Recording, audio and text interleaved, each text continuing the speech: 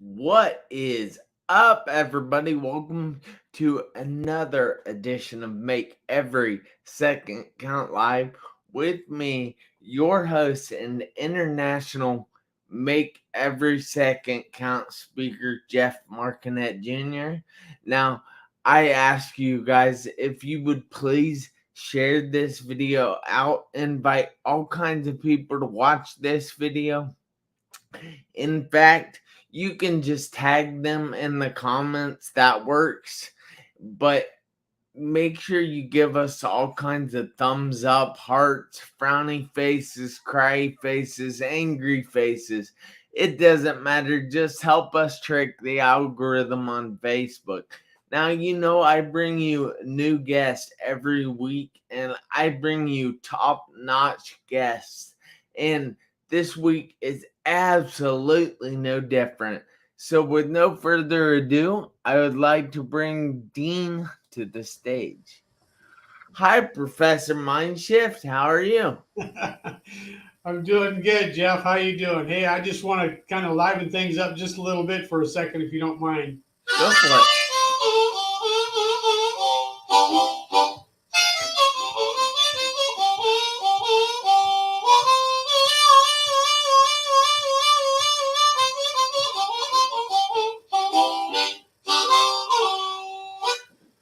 Hey, how you doing? That was amazing, Dean. I have to say, thank you so much for blessing us with that introduction to your harmonica. So, if you would like to go ahead and introduce yourself, tell everybody a little bit about yourself, where you're from, what you do, and more importantly, why you do what you do. Hmm. Thanks, Jeff. I really appreciate you having me on the show today, and I really respect you for what you do and what you've gone through, and how you're reaching out to so many different people because of your story. So that's pretty powerful. Thank you. I grew up in the Pacific Northwest. Um, and I grew up in a little town called Kent, Washington. And through that, I had some tough times. But right now, the reason I'm doing what I'm doing today is I'm a speaker, I'm a coach, I'm an author, and I love coaching people. I love speaking to other people as far as like helping them find that next level, helping them move to that next level. And the reason I do it is because I was stuck at one time and I reached out and got a coach, and a coach got me to where I began to change my whole way of thinking. And through that, this is what I do for a living. That was back in 2006. And, I always had a physical job, but this year, shifted me into coaching and helping people move to that next level. That's why they call me Professor Mindshift, because I help people shift their thinking to a whole nother level. And I tell you, it's really rewarding, Jeff. That is phenomenal. I love that. I have to get used to using more adjectives because I get stuck in the awesome and amazing thing a lot, and I need to get myself out of that. So, Dean, I happen to know from my own personal experiences that life doesn't always go the smoothest. Mm. And oftentimes we start out in one place, but we have to grow through, and I say grow through something instead of go through something, because I believe it requires your mind to grow in order to get past things. So, has there been anything that you have had to grow past to get to a highly successful coach?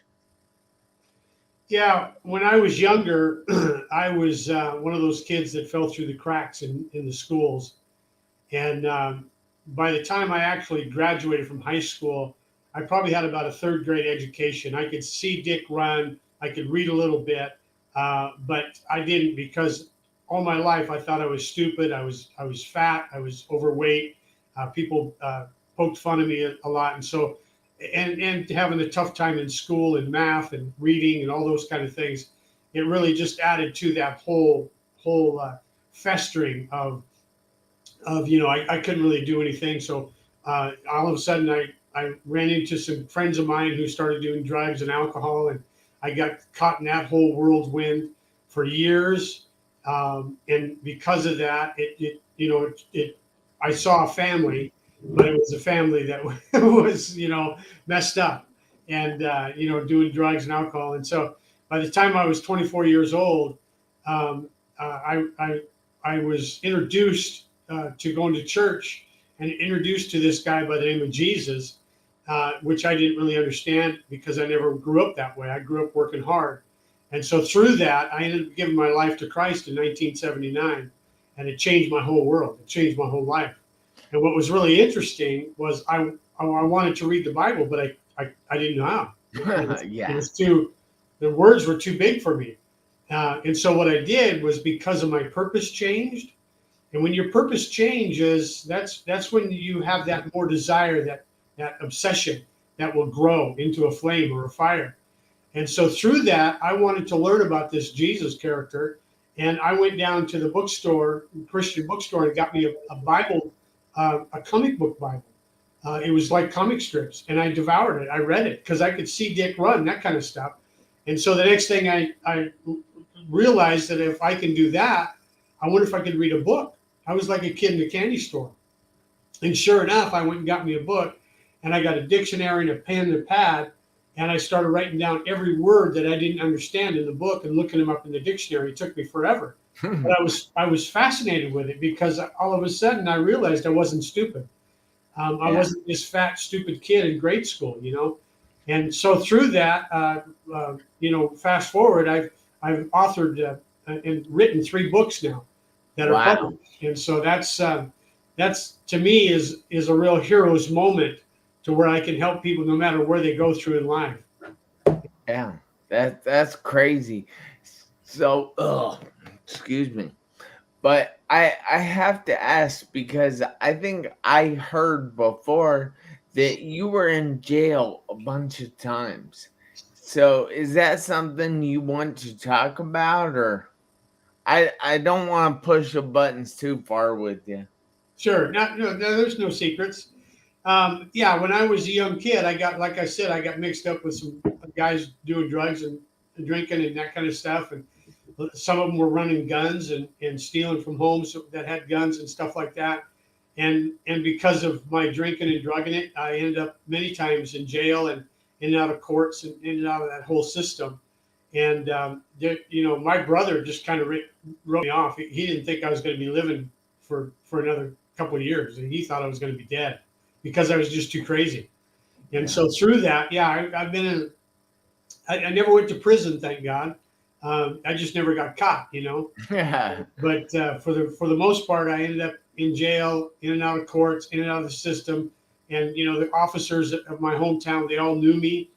So whenever a young officer came on and he was the rookie, they would pull me over, or they would, see me walking down the street, and they would pull over and get out and I'd say, "Look at Fletcher," I says, "I know what you're doing. You're introducing me to your young cop friends, to show the bad guys in town." And I was marked. And so for years, it chased me through the alleys of my life, trying to overcome that kind of stuff. So when I was 24, my whole life changed. That's crazy. Do you feel, well, you said that your faith was a big thing that pulled you out of that lifestyle, but do you think there's anything else that pulled you out of that lifestyle? I mean, I would assume you didn't want to live in that lifestyle anymore. Is how exactly did you get out of that lifestyle? Well, get out of the lifestyle of drugging and drinking it, and that whole scene. Yeah. Yeah. Well, if you think about it, the people that you hang around are the people that you become a lot of times, because they have influences on, a group of people or friends or whatever. Like my friends when I was drugging it, they became my friends, and they influenced me in many ways, and I influenced them in many ways. And so when I started going to church and gave my life to Christ, what happened was I was introduced to a whole group of new friends that had been similar to some of the things that I went through. And so I could relate to them and they could relate to me, and we built this relationship. And so it was not only my faith, but it was that community of faith, to where people can help one another, and that was very important for me. Wow. That's something new that a lot of people haven't really said on this show. And that's that your community can influence you and can help pull you up. And so is that something you suggest people find better a better circle that influences them, or how would you explain what other people can do that aren't around the best people? Yeah. Yeah. Think about one thing. What's your dream? What do you want to accomplish in life? What do you want to see that you haven't seen happen in your life?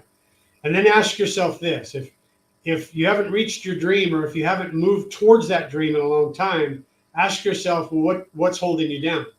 What's causing you not to move your dreams into a reality?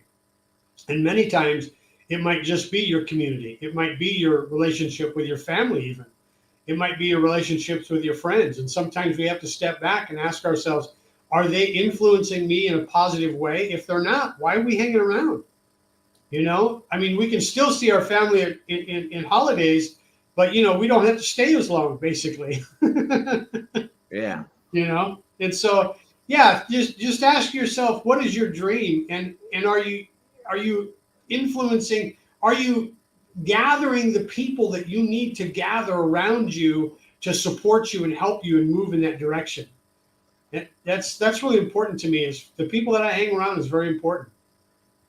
Yeah, that is really important. I think that people around you can pull you up. Like in 2020, when we first experienced the whole COVID lockdown thing, I that year, two of my friends, Terrence Leftridge and Anthony Michael Russo, we got together and we put together what we considered the Get Up events. Now, the Get Up events were virtual events with many speakers, and I have to say I absolutely loved it because it didn't let those people stay down there. It didn't let those people hold themselves back anymore just because they were locked in their house. It lifted them up. It showed them that there's more to being just locked in your house. Mm-hmm. You can do so much more when you were locked in your house, and it's a time that a lot of people grew, but it's a time that was hard on a lot of people. Yeah. So is there anything? All right, so we first of all, I want to say hi to Tyrell Knox, hi to my dad, hi to Ben Bruce, who is watching us from Nigeria, Africa, and Oh, that's cool because he says hello, everyone. So it's pretty awesome. So, wow, is there any tips that you would give other people that are being held back by something, such as drugs and alcohol, or the people in their circle? Do you have any tips for them to leave that life behind? yeah. I would, think about the monkey chatter that goes on in our head. The monkey chatter that a lot of times will scream or holler, saying, "Who do you think you are?" Anytime you move to another level, you're going to be challenged by your old habits. You're going to be challenged by by the influences that you've had when you were growing up. Think about when you were a kid growing up. And think about who what your parents were saying at dinner time, or chatting with. But as you begin to move in a direction, as you begin to think, it's going to challenge those habits. And as you challenge those habits, the only way that you're going to think about your self-image. Your self-image is how you view the world. And so you will never outperform your self-image until you learn how to change it. And the only way that I can realize and recognize how to change your self-image is to begin to think in a whole different way. In other words, when you hear that recording go on in your mind, when you start to reach for something really high and you start to change your life, listen to the voices in your head and you'll begin to realize how negative they are, how berating they are. And so all you have to do is stop the recording and begin to put another recording in there instead. So you'll never outperform your self-image until you learn how to change it. So I would really encourage you to just begin to educate yourself in really stepping back and learning how to lead you. Learning how, because we get in the way so many times of our dreams and different things. So if we could step back and get out of the way, number one, think about who you are and your thoughts and think about the habits. Number two, begin to find somebody that you can trust, whether it's a coach or a mentor or somebody that you can trust that is not going to break that bond with you. A coaching relationship is one of the best relationships I've ever had, besides the relationship I have with my God and my family and my wife. And coaching is right up there with you because it develops a trust, and as you develop that trust, all of a sudden now people open up and now you can even help them even greater. And so I would just recognize the conversations that you have in your own head and begin to learn how to change them and get around somebody that's going to help you in a way that is going to bless your life immensely. Would it be beneficial if someone got out a piece of paper and just wrote down some of the things they tell themselves? And would that be beneficial for recognizing your negative thoughts? Or as Zig Ziglar would say, recognize your stinking thinking? Yeah. That's a good idea. Yeah, just to sit down and think about, on this side of the paper is your negative thoughts, and then if it's like I can't do this, go to the other side of the page and say, what's the flip side of that? Yeah. I can do this. Yeah.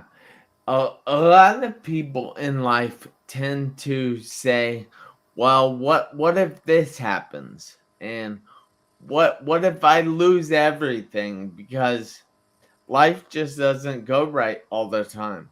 Yeah. So how would you help someone pass their fear of failing? Yeah. In 2009, when the recession and when the kind of the bottom fell out of everything, um, we were cranking in my business, in my coaching business, my speaking business, uh, writing books. And in 2009, I lost everything. I lost it all. I lost my business. I lost my wife's brand new car. We lost our home. We had to file bankruptcy. It was the most humiliating time in my life. And this is, I speak about, abundance and speak about this kind of stuff. But like you said, Jeff, life throws you some curveballs because, where a man or a woman is really, really developed is in the valleys of their life. That's where character is really developed. And it was in that time that I could not look at the negative. I had to look at the positive. I couldn't live in this place over here because then I would lose everything, even my family and my kids. And if I would have moved into a state of depression, and I realized I had to figure out, okay, we got to fix this thing. We got to make sure we need to move in the right direction. And one thing led to another. So I know what that's like, losing everything. And to start all over again. It would have just been really easy for me to just go get a job someplace flipping burgers, and say, poor me. But we don't have the luxury to do that. I mean, we got to get around people that'll help us in those kind of times. And luckily I had a support system there that really helped me, and that was my family. Yeah. That is outstanding. And a lot of people don't have a family that is overly supportive. So, what would you tell those people? I know I'm coming up with some questions here to challenge you, and I apologize for that, but No, you don't need to I apologize. think That's it's fine. rewarding to our viewers out there. Yeah. Yeah. So what's the question? All right, what if they don't have a supportive family? Yeah, I would say go find one. Go find, if you want to be a friend, right? Or if you want more friends, you've heard this saying before, if you want more friends, become the friend that you want, you know? And so sometimes if the family, if and it's a really hard thing to do. It's a hard thing to walk away from maybe friends that you've had for years, and say, you know what, this just doesn't fit in the lifestyle that I want to move towards. Yeah. Those are hard things to do. We don't have to cut them out of our lives, but we have to say to ourselves, are they benefiting my life? Am I able to benefit their life? And those kind of things. And so it's a pretty tough thing. So I would just go back to finding a mentor or a coach, and start there. And I'm not saying that just because I'm a coach, but I'll tell you what, it changed my whole world. It really did. It changed. And so when I get people and I begin to help them move to that place to where they can really trust me, man, I'll tell you, their life changes dramatically. And so I would encourage you to just kind of step back and look at your situation and say to myself, what do I need to accomplish my dreams? Right? And who's going to help me accomplish my dreams? And who can I take along with me? Just if you don't have any followers and you're a leader, and you're out, you're just out taking a walk. If you don't have anybody following you, Just out and there. you hear those sayings that, it's lonely at the top once you get to the top. Well, why should it be lonely? You don't want to be the only one at the top. You want to bring as many people as you can to the top. Correct. Yeah. That's magnificent advice. I'm working on those.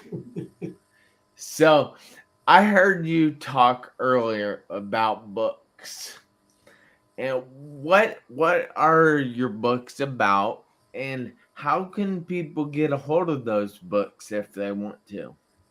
Yeah, they can either go to Amazon and look my name up, or they can go to my website, deanstorecoaching.com, and you can go to the store there, and it'll show you the 3 books that I have written, and you can purchase them right there if you want, and I'll ship them for free. That's cool. Yeah. So it's Dean Store. Yeah, that's right. Dean Store. Yeah. But if you want to go to the website, it's deanstorecoaching.com. It's DEAN. Yeah, there you go. Deanstorecoaching.com. Yep, I put it up there on the screen for you. Yeah. So Yeah, I would like go to ahead. say hi to Lady Dotson Matheny, who is Rochelle Dotson Matheny. But I said lady because she's a lady. And she's a pretty awesome person. She's from Chicago, Illinois. So we got Chicago in the house too. Hey, Chicago. Nice to have you. And then we also have Sherry Lynn Clark, who I'm not sure where she's from. So if you're out there, Sherry, and you feel like telling me where you're from, let me know in a comment. I'd be happy to give you a proper shout out.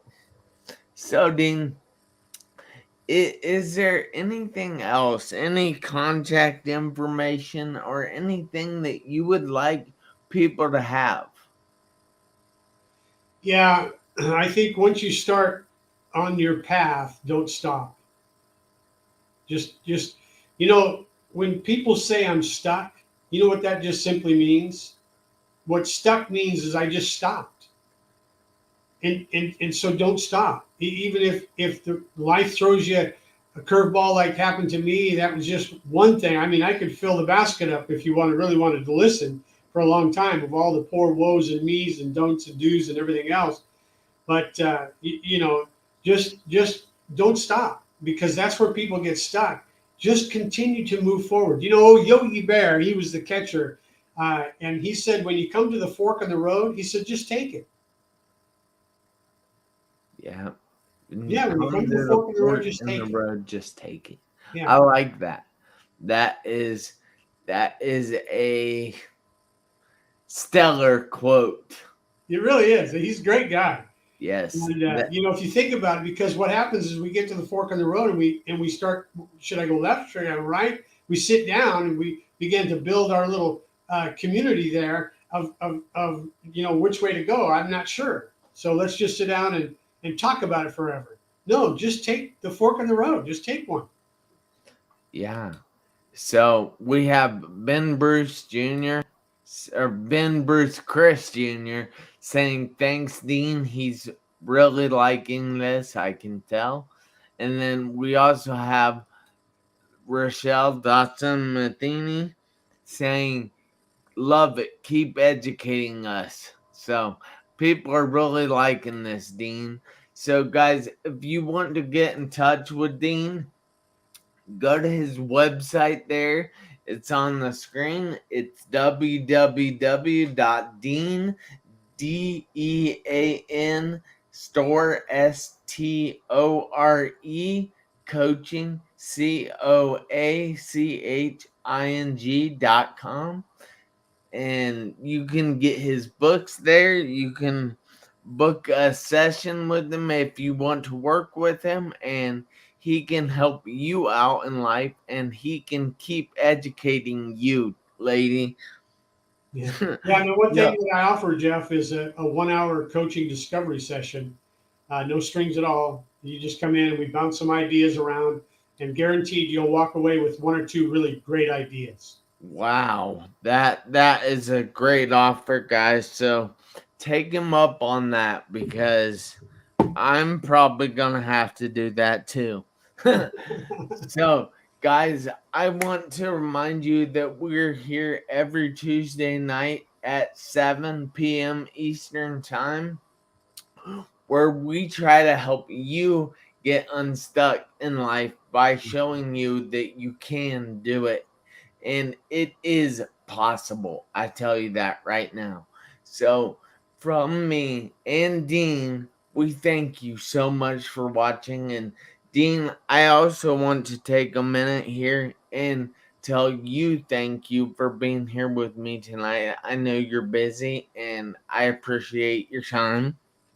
Well, I appreciate you, Jeff, as far as the platform that you lay out for all these people that you help, and some of the people that you won't even know that you've helped. Thank you. No, thank you, Dean. So, guys, I need each of you out there to do me a favor. I need you to make every second count. Why, you might ask? Because you never know when the seconds are going to run out on your one life. I'll see you guys back here next Tuesday. Until then, make every second count. Thanks again, Dean. Thanks, Jeff. Appreciate it, buddy. Yep.